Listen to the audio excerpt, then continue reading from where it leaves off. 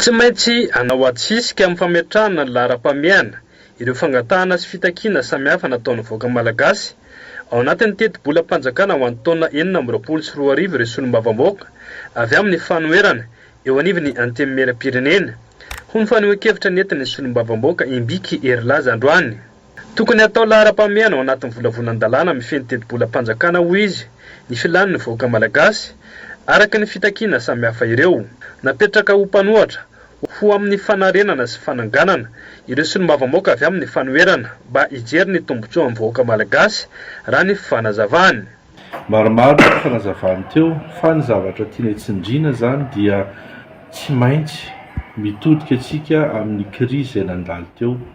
Nikikika ny vahoaka malagasy, nikikika ny tanora mahakasika ny zavatra maro isan-karazany dia aminay anatin'ny commission des finances rehetra izay andalo sy anatin'ny science plenaire dia hiady izay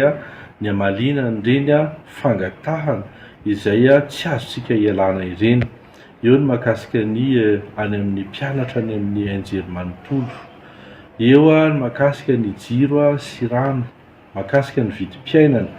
Aza adiny ihany koa fa ny syndika ny mpiasam-panjakana dia nangataka ny fanatsarana ihany koa ny tambo-karamany sy ny zavatra maro isan-karazany. Eo ihany koa ny recrutement na amin'ny resaka santé zany na amin'ny resaka fampianarana, reny rehetrarehetra reny zany dia tsy maintsy tokony ho hita kosa ato anatin'ny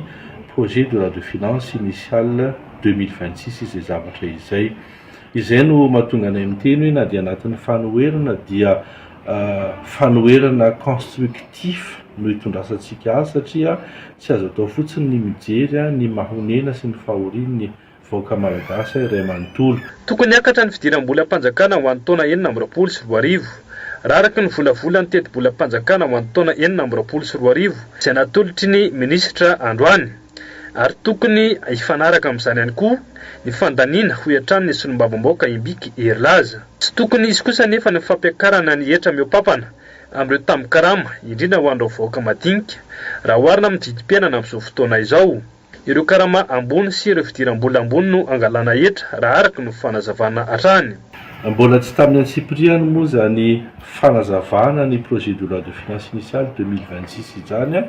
Hitantsika ihany koa fa raha ny soritan'ny minisitra dia heverina fa tokony hiakatra zany ny fidiram-bolam-panjakana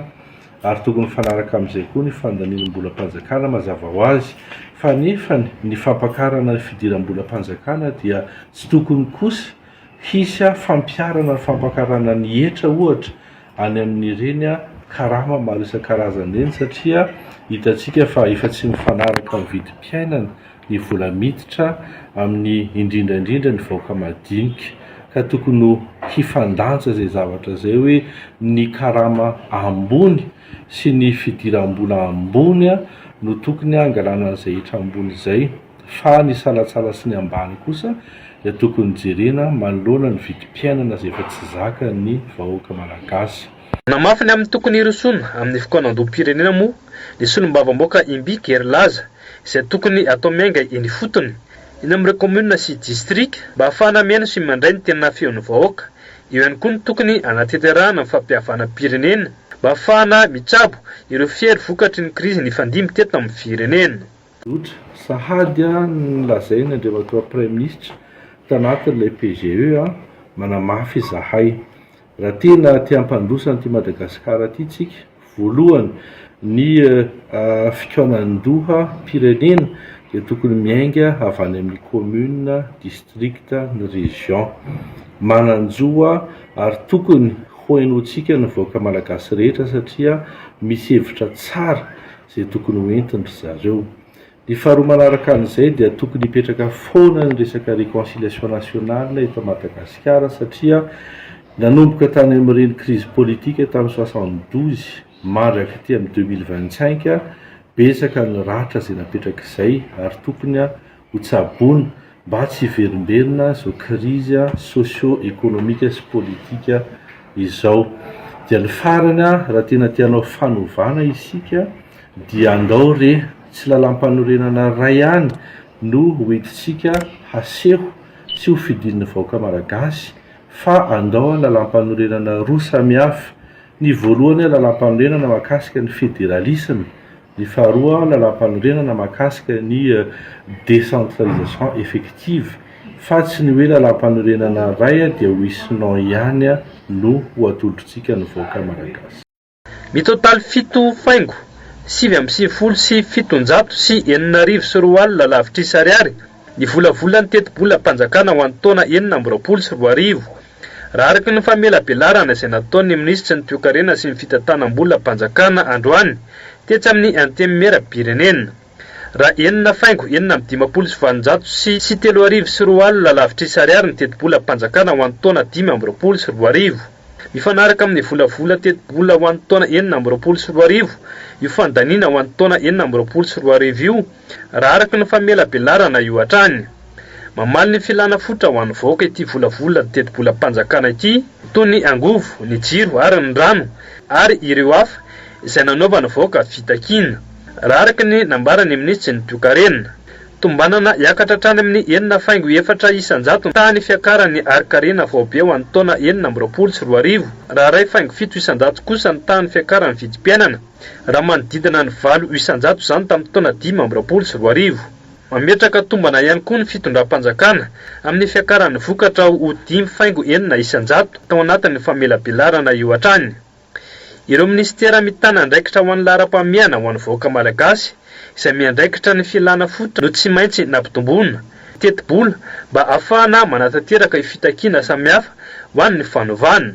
Tsy hisy ny fandaniana amin'ny tsy antony ny vola mpanjakana fa tsy maintsy ahitana vokatra avokoa ny fampiasam-bola rehetra raha araka ny nambaran'ny minisitry ny toe-karena nandritra ny fifampiraisana tamin'ny mpanao gazety taoriana ny famelabelarana. Amin'ny ankapobeny zany ny teti-bola mpanjakana dia zava-misany dia hoe lanjalanjaina zany ny fandaniana sy fidiram-bola aloha ary efa izana zany le tsika hoe fandaniana amin'ny taky vokatra zany hoe le fandaniam-bola zany dia tsy lanilany fahatany fa mba isy tokoa zany vokatra avy amin'ilay izy satria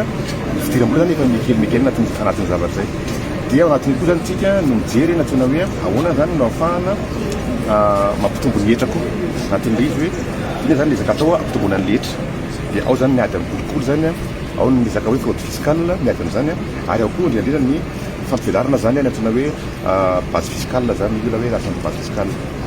dia tsy ambany ankoatran'izay dia ny resaka relance économique satria raha ohatra tokoa moa zany ka tsy mandroso ny toe-karena dia tsisy zany hetra azo alaina ka anaovantsika zany an'ireny dépense zany sy ny investissement ireny dia ny amin'iny relance économique zany efa misy zany ao zany programme anatin'ny zavatra zay fa tsy atoatsika dia mbola anao ny assise nationale de relance économique zay andraisany rehetra anjara zany tsy efa tsy miankana ny fanjakana ary eo mpiara-mody natoka dia partir'izay tsika ny tena mametraka zany amin'ny tena matotra indrindra ny relance économique. Ametraka mazava ny ady amin'ny kolokolo ihany koa ny fitondram-panjakana ho amin'ny fanavaozana ary anao ezaka manokana amin'ny fampitomboana ny hetra miditra ao anatin'ny kitapo-bola mpanjakana amin'ny alalan'ny fampiakarana sy ny fampivoarana ny toe-karena ny firenena. Izy zany ilay antsoina hoe rationalisation des dépenses publiques zany hoe zava-dehibe zany tsy hoe mahalany vola ohatrininy ianao fa hoe le volany laninao iny ve mba nisy fiantraikany tokoa raha tena jerena ohatra zany zao hoe miakohatra zany tsika zany zao ohatra hoe misy zany ohatra zany misy anankiray ohatra hoe nomeny zany ohatra hoe budget ohatra hoe anankiray rehefa nefa zany tsy misy fivoarana le sehatra misy azy ohatra dia noho zany mila misy antony zany zay hoe le vola lany tao hoe zany natao ahoana anatin'ny zavatra zay donc mila zany tsika mijerana hoe aiza zany le fandaniam-bola mikendry vokatra le vokatra zany tsy voatery hoe le vokatra mivantana le izy mety hoe vokatra ankolaka ohatra hoe raha apakarantsika ohatra ny volany ohatra hoe amfanabazana dia tokisany zany zay vokany eo amin'ny ohatra hoe ny niveau de capital humain ny malagasy ohatra zay zany le izy zay hoe le fandaniana mikendry vokatra. Efa manomboka mamerina fiarahana amin'ireo mpiara-mombonantoka iraisam-pirenena izay manampy an'i Madagasikara ihany koa ny fitondram-panjakana amin'izao fotoana izao. Isan'ireo iara-iasa amin'ny Madagasikara amin'ny fampiakarana amin'ny fampivoaran'ny toe-karen'i Madagasikara ireo mpiara-mombonantoka ireo raha ny fanazavana hatrany.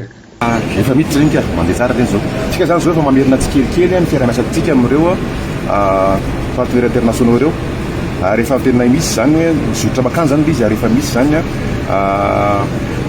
azoatsika zany dia ahitan'izay zavatra zay hoe zao le fiaratsika amin'ireo zany misy zavatra sinavina tsoatsika miaraka amin'ny européenne ny zavatra ka tsika zany zao fambosan'izay hoe zareo zany dia andray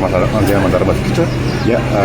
hiaraka amintsika amin'ny fanaterahana zany amin'ny relance économique zany amin'ny taona ho avy. Ny fanentanana ireo sehatra tsy miankana no anaovana ezaka amin'izao fotoana izao ahafahana mampitombo ny vola miditra ao anatin'ny kitapom-bola mpanjakana sy ampiakarana ny toe-karen'ny firenena amin'ny alalan'ny hetra izay ahafahan'izy ireo hioatran'ny minisitry ny toe-karena sy ny fitantanam-bola. Ny tanjona zany dia hoe ahoana ny tena anentanantsika ny sehatra tsy miankina satria raha tsy io zany no mentana zany misondratra dia tsika tsy ahita vola mihitsy anaovantsika an'le dépense zany sociale sy ny kazany zany lahara-pahamehana zany ny hoe anangaitsika indray ny toe-karena malagasy satria tena efa rehefa amin'ny tany zany izy amin'izao fotoana zao dia zay zany mandovatsika hoe misy zany zay lahara-pahamehana zany satria raha tsy mandroso ny sehatra tsy miankina dia tsisy zany ny hetra miditra fanjakana fa na zany naty zany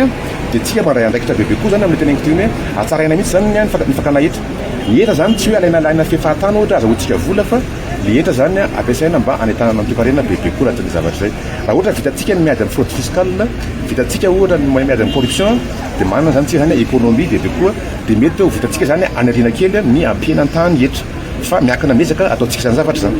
Androany moa no nanao famelabelarana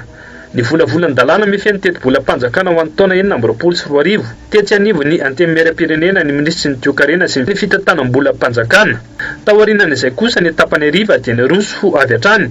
tamin'ny asa mbomera ireo komitompina andraikitra amin'izany niaraka tamin'ny minisitra.